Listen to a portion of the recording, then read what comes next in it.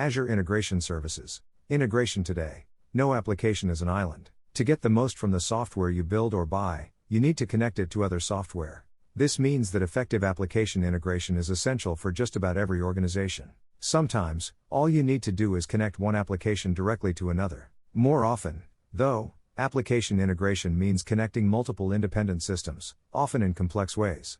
This is why organizations commonly rely on specialized integration platforms that provide the services needed to do this. Like so much else today, those platforms have moved from on-premises data centers into the public cloud. Rather than use traditional integration technologies such as BizTalk Server, more and more organizations are using integration platform as a service, iPaaS, solutions, i.e., cloud-based integration platforms. To meet this need, Microsoft provides Azure Integration Services. This iPaaS solution is a set of cloud services for mission-critical enterprise integration. To achieve this goal, these services provide the 4 core technologies required for cloud-based integration. Figure 1 illustrates those 4. The 4 core cloud services required for integration today are: a way to publish and manage application programming interfaces, APIs. This API service makes software services accessible to other software, whether those services run in the cloud or on premises. A straightforward way to create and run integration logic. For example, you might need to implement a business process that relies on several different applications, all accessed via APIs. To create this kind of workflow, an iPaaS provides orchestration, typically with a graphical tool for defining the workflow's logic. Some way for applications and integration technologies to communicate in a loosely coupled way via messaging. This service provides queues that hold messages until they can be picked up by the receiver. This lets applications and integration software communicate asynchronously, even across diverse technology platforms, something that's often required in integration scenarios. A technology that supports communication via events, rather than polling a queue in a messaging service. For example, it's sometimes easier and more efficient to learn about changes by receiving an event. These cloud services, sometimes combined with other cloud technologies, can be used to integrate both cloud and on-premises applications. As described next, Azure Integration Services provides all 4. Azure Integration Services, the big picture. The 4 components of Azure Integration Services today are: API Management, which provides an API service; Logic Apps, supporting orchestration of business processes, workflows and more; Service Bus, providing reliable enterprise messaging; Event Grid, which allows raising and delivering events. Figure 2 shows these 4. It's important to realize that while these 4 services work together to provide an iPaaS, they're sold individually. You're free to use only the services you need. In fact, a significant difference between traditional on-premises integration software, such as BizTalk Server, and Azure Integration Services is that you don't need to purchase every service to get any of them. In the cloud, you can choose exactly which services you need, then pay only for those. How would you use Azure Integration Services? Here are some of the most common scenarios. Connecting applications inside your organization. The applications might run in your own on-premises data center, in the cloud, or a mix of both. This kind of enterprise application integration, EAI, has been important for decades. It's now being adapted for a hybrid world. Connecting applications in your organization with those of a business partner, commonly known as business-to-business, B2B, integration. This often relies on standard formats such as electronic data interchange, EDI. As described later, Azure Integration Services supports these widely used standards. Connecting applications inside your organization to software as a service, SaaS, applications. As the business applications you buy continue to shift to SaaS, application integration requires connecting with these cloud services. For example, a business process in a hybrid environment might need to access both your on-premises SAP system and a SaaS CRM solution such as Salesforce. Integrating applications with Internet of Things, IoT, devices. The ever-increasing popularity of IoT raises a variety of new integration challenges. A cloud-based solution, an iPaaS, is uniquely suited to address these, as it can be accessed by devices running anywhere. The value of Azure. The 4 components of Azure Integration Services address the core requirements of application integration. Yet real scenarios often require more. Maybe your integration application needs a place to store unstructured data, for example, or a way to include custom code that does specialized data transformations. Because Azure Integration Services is part of the larger Azure Cloud Platform, these things are readily available. You might store unstructured data in Azure Data Lake Store, for instance, or write custom code using Azure Functions, a serverless compute technology. Don't think of Azure Integration Services as an isolated, standalone iPaaS. It's not. Instead, it's part of the larger Azure offering, giving you immediate, integrated access to any other cloud services you need. 3. Azure Integration Services, Technologies. Azure Integration Services is a unified set of technologies. Still, to understand this set, you need to know the basics of each of its 4 components. What follows walks through each one, describing what it provides and why you'd want to use it. API management. Whether they run on premises or in the cloud, modern applications typically expose at least some of their functionality through APIs. This lets integration logic access an application's functionality through its APIs. For example, a workflow orchestration might implement a complete business process by invoking different APIs in different applications, each of which carries out some part of that process. Yet making APIs available for other software to call is harder than you might think. In fact, just exposing an application's API directly on your network isn't sufficient for typical integration scenarios. To do this effectively, you need to have solid answers to questions such as these. How do you limit the number of calls your application can receive from clients? Most applications that expose APIs can't handle an unlimited number of requests, so you need a way to control this. How do you control how calls to your application APIs are authenticated? Security is always important, especially for applications accessible via the public internet. How do you make sure your APIs are fast enough? You might want to cache responses to frequent requests, for example, to speed up responses. How do you monitor and analyze how your APIs are being used? Patterns in API usage might indicate a trend that significantly impacts your business. How do you make it easy for developers to use your APIs? You need a way to provide them with documentation, code samples, and more. Azure API management addresses all these concerns. Figure 3 summarizes the role this cloud service plays. 4. API management can expose REST and SOAP APIs from all kinds of back-end software, including applications running in the cloud and applications running on premises. The technology stack used to build that software, .NET, Java, or anything else, is irrelevant. API management works with anything. Even other Azure services can be exposed through API management, letting you put a managed API on top of Service Bus, Logic Apps, and other services if you choose. To do this, API management creates facades, proxies, of the real APIs in back-end applications. Clients, including Logic Apps, cloud and on-premises applications, and others, can call these facades. All that's required is that the client be able to create and receive HTTP requests. Each call is eventually passed on to the underlying application, but as described below, API management can provide several useful services before this happens. The fundamentals of what API management does aren't hard to understand. But this simple picture raises some obvious questions. How are the APIs of back-end services made available through this API service? And how do developers learn what they need to know to call these APIs? Figure 4 illustrates the answers to both questions. To make a back-end API available to clients, the API's owner can use the API management extension in the Azure portal. This extension lets you specify the necessary details of the API, including the operations it contains and the parameters for each one. API management then creates a facade for the API. When a call is made on this facade, API management routes it to the associated backend application. Each call's result is returned the same way. The service also provides an API that lets these things be done programmatically. But the API management extension does more than just publish APIs. It provides analytics, for instance, letting you track the usage and the health of your published APIs. It also lets you set policies that control various aspects of how each API functions. There are dozens of policies. Here are a few examples of what they allow. Restricting how many calls can come from a single source in a defined period. Specifying how a caller should authenticate itself. Blocking calls from specific IP addresses. Turning data caching on and off. Converting requests from SOAP to REST. Converting data from XML to JSON and vice versa. API management also provides a developer portal, as Figure 4 shows. People who want to use an API, typically developers, can use this portal to learn how to do this and to request access to that API. Along 6. With documentation describing the details, the API's operations and parameters, this portal also provides sample code for calling the API from C#, Java, JavaScript, and other languages. In the modern world, pretty much everything is, or probably should be, exposed as an API. Doing this improves business agility and unlocks business value. Because it solves the problems that arise in exposing APIs, API management gives you an effective way to achieve this goal. Logic Apps. Integrating applications commonly requires implementing all or part of a business process. Think, for instance, about a process that accesses a cloud application such as Salesforce CRM, updates on-premises data stored in SQL Server and Oracle databases, and invokes operations in an on-premises application.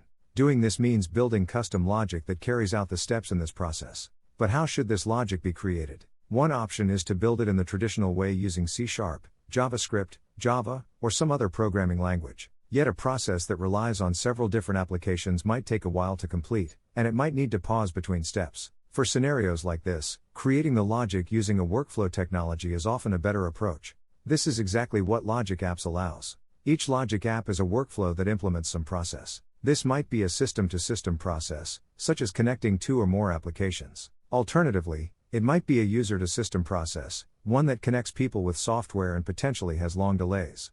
Logic Apps is designed to support either of these scenarios. To implement a process, a Logic App can access all kinds of other applications, including cloud applications, on-premises applications, and Azure services. Figure 5 shows how this looks. A Logic App consists of a series of actions, each of which is a logical step in the process this workflow implements. These actions can express conditionals, if statements, loops, and more. Critically, a Logic App can also use actions to call external software and services. One way to do this is by invoking APIs exposed through API management. In fact, a Logic App itself can be exposed as an API in this fashion. But to make it easier to work with common applications, data sources, and other services, Logic Apps provides more than 200 connectors, each providing a straightforward way to interact with a specific external service. There are connectors for interacting with Office 365, for example, along with Dynamics 365, Salesforce CRM, and many other cloud applications. There are also connectors for on-premises technologies such as SharePoint, SQL Server, Oracle, and SAP, along with links to standard protocols such as SMTP and FTP. Other connectors allow access to common integration functions such as data conversions, XSLT transformations, and ED. Whatever their function, developers can use these connectors to create Logic Apps for even complex integrations quite quickly. And Microsoft also provides connectors to cutting-edge technologies, including Azure Machine Learning and Cognitive Services, allowing Logic Apps to take advantage of modern approaches to building intelligent integrations, such as providing insights into the data being transmitted.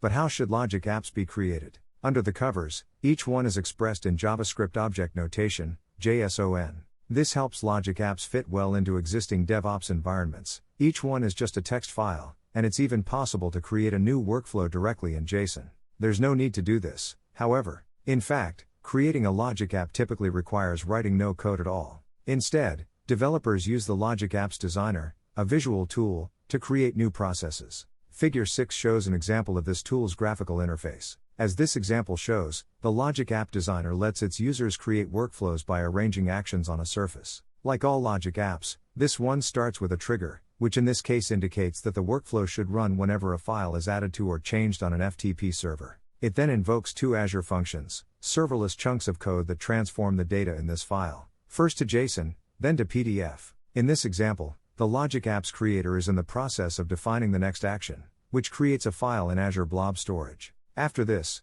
the workflow sends an email, then executes a conditional. If the newly added file is urgent, the Logic App also sends a text. This simple example doesn't access any cloud or on-premises applications, it mostly uses Azure services. Still, it illustrates the basics of how a developer creates a Logic App. The key point is that writing code isn't required, letting developers implement business processes quickly and easily. Logic Apps are at the heart of Azure's iPaaS offering, letting you easily connect the software and services you need to access. And because it allows you to integrate disparate services running both in the cloud and on-premises, Logic Apps provides an effective workflow solution for the world today. Serverless integration. The rise of serverless computing is among today's most important innovations. Serverless technologies, such as Azure Functions, let developers focus entirely on writing code. All the computing infrastructure they rely on, virtual machines, VMs, support for scalability, and more, is managed for them. Because of this, creating applications gets faster and easier, and running those applications often gets cheaper, because you're charged only for the compute resources your code actually uses. Logic Apps is also a serverless technology. While every Logic App ultimately runs in some VM, all of this is hidden from developers. They don't need to think about infrastructure or scalability, it's all handled for them. This frees them to focus solely on creating integration logic. Logic Apps also provide serverless style pricing, minimizing the cost of running integration logic. Serverless technology first appeared in what's known as Application Platform as a Service, iPaaS, technologies. With Logic Apps, Azure Integration Services brings this innovation to iPaaS as well. Service Bus. The essence of application integration is software talking to other software.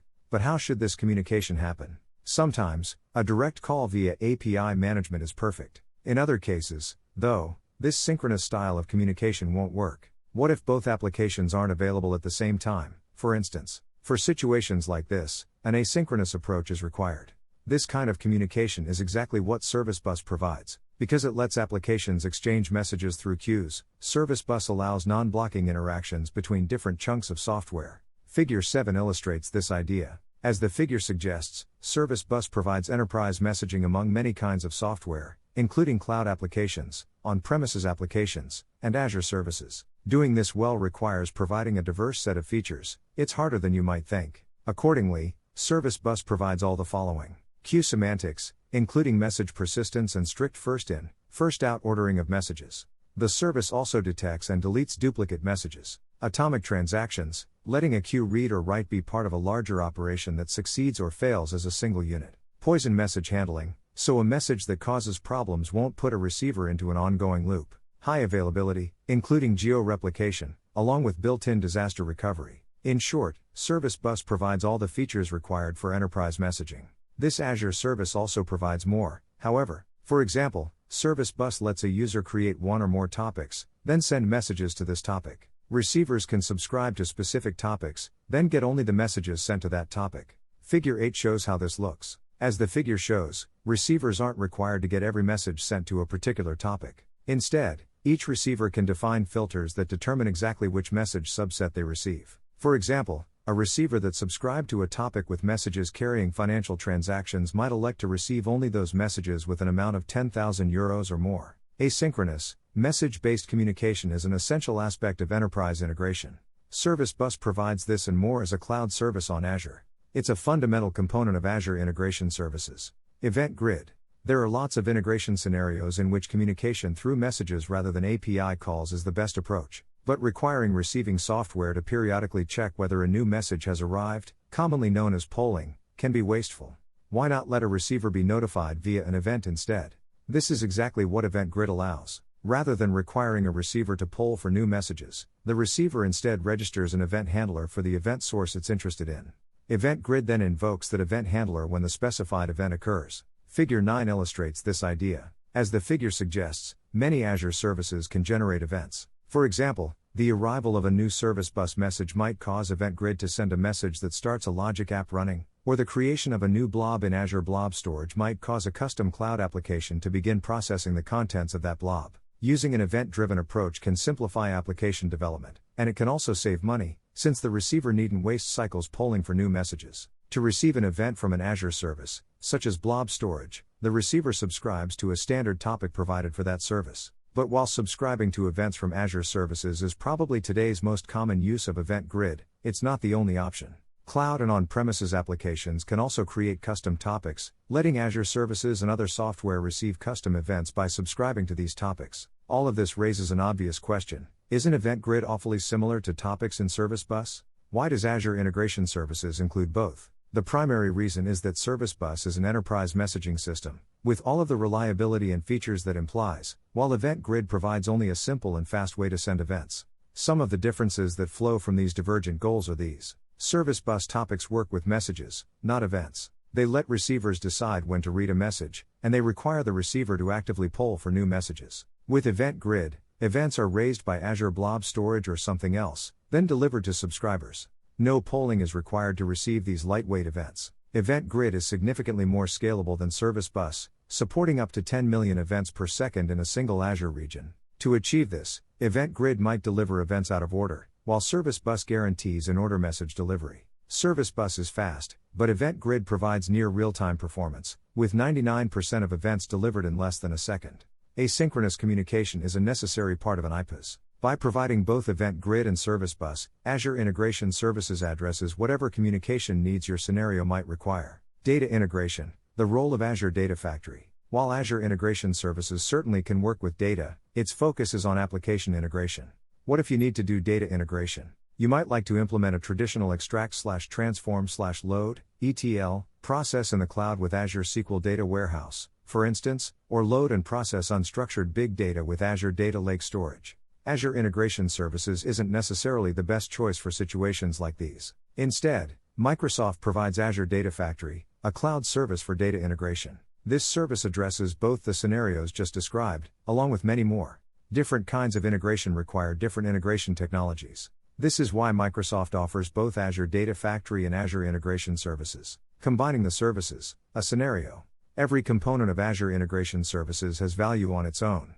Yet the real value of these technologies becomes clear when all four are used together. Figure 10 shows an example of how you might do this. The scenario begins when a customer submits an order through a web application. Step 1. This application sends a message to Service Bus describing the new order. Step 2. This message might contain a JSON document identifying the customer, the item, and the quantity ordered. When this message arrives in a Service Bus queue, an event is generated for Event Grid. Step 3. This event then triggers execution of a logic app. Step 4, which immediately reads the message waiting in Service Bus. Step 5. The logic app extracts the information in this message, then executes a business process by accessing the necessary applications. Step 6. In this example, that business process has 3 parts, each carried out by a different application. They are the following.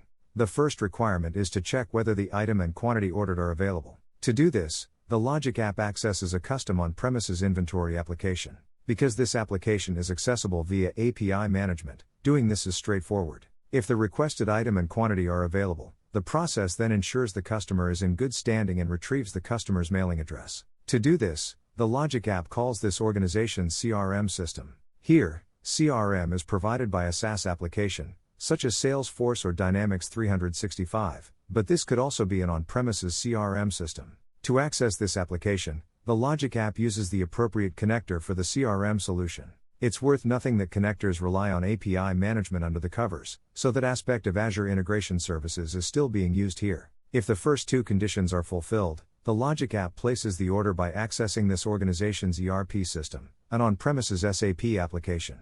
This interaction relies on the SAP connector. Although it's not shown in Figure 10, the logic app could also do more. It might invoke an email system, for instance, once again through API management, to send the customer mail acknowledging the order. API management could also be placed between the web application and Service Bus in Step 2, an option that would simplify the application's use of this messaging service. It's important to understand that because Azure Integration Services runs on Azure, its components intrinsically share many things. They're all accessed through the Azure portal, for example, and all can be automated using PowerShell. They share a common deployment mechanism, along with monitoring and management services, Azure Monitor, Application Insights, and Log Analytics. These 4 components also use the same identity system and the same role-based security model, making security simpler to achieve.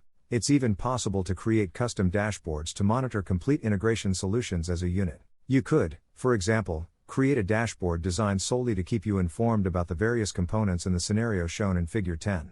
The key point is that all 4 parts of Azure Integration Services can work together to provide a complete enterprise integration solution. And while these services run in the public cloud, the applications they knit together can run on premises, on Azure, or somewhere else. Conclusion. A modern enterprise integration solution, an iPaaS, provides a group of cloud technologies that work together. With Azure Integration Services, those technologies are API management for publishing and managing application APIs, Logic apps for graphically creating workflows, Service Bus for enterprise messaging, Event Grid for event-based communication.